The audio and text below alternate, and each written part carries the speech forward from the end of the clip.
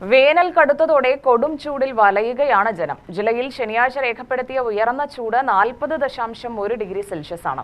സീസണിലെ ഏറ്റവും ഉയർന്ന ചൂടാണിത്. ഉയർന്ന താപനിലയും ഈർപ്പമുള്ള വായുവും ചൂടും അസ്വസ്ഥതയുള്ള കാലാവസ്ഥയും സൃഷ്ടിക്കുന്നു. ഫെബ്രുവരി പകുതി മുതൽ വേനൽ കടുത്തു തുടങ്ങിയിരുന്നു. വേനൽ മഴയുടെ ലഭ്യതക്കുറവും ചൂടുയരാൻ കാരണമായി. മുൻ വർഷങ്ങളെ അപേക്ഷിച്ച് ജില്ലയിൽ വേനൽ മഴ ഇത്തവണ 46% കുറവാണ്. മാർച്ച് 1 മുതൽ ഏപ്രിൽ 8 വരെയുള്ള കണക്കാണിത്. മഴ കുറവുള്ള വിഭാഗത്തിലാണ് ജില്ലയെ ഉൾപ്പെടുത്തിയിരിക്കുന്നത്. നിലവിൽ മഴ മുന്നറിയിപ്പുകളൊന്നുമില്ല. ചൂട് ക്രമാതീതമായി ഉയർന്നതോടെ സംസ്ഥാന ദുരന്ത നിവാരണ അതോറിറ്റി കർശന നിർദ്ദേശങ്ങൾ പുറപ്പെടുവിച്ചിട്ടുണ്ട്. പകൽ 11 മുതൽ 3 വരെ തുടർച്ചയായി സൂര്യപ്രകാശമേൽക്കുന്നത് ഒഴിവാക്കണം. സൂര്യാഘാതത്തെ നിസ്സാരമായി കാണരുത്.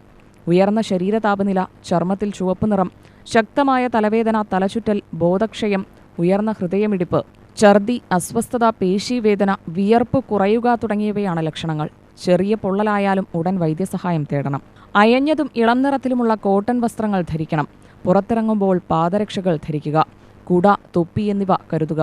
നിർജ്ജലീകരണമുണ്ടാക്കുന്ന മദ്യം, കാപ്പി, ചായ, കാർബണേറ്റഡ് പാനീയങ്ങൾ എന്നിവ പകൽ സമയത്ത് ഒഴിവാക്കണം. വാഹനങ്ങൾക്ക് തീപിടിക്കുന്ന സാഹചര്യമുള്ളതിനാൽ തണലിൽ പാർക്ക് ചെയ്യണം. കുട്ടികളെയോ വളർത്തുമൃഗങ്ങളെയോ പാർക്ക് ചെയ്ത വാഹനത്തിൽ ഇരുത്തി പോകരുത്. മറ്റു തീപിടുത്ത സാഹചര്യങ്ങൾ ഇല്ലാതാക്കണം.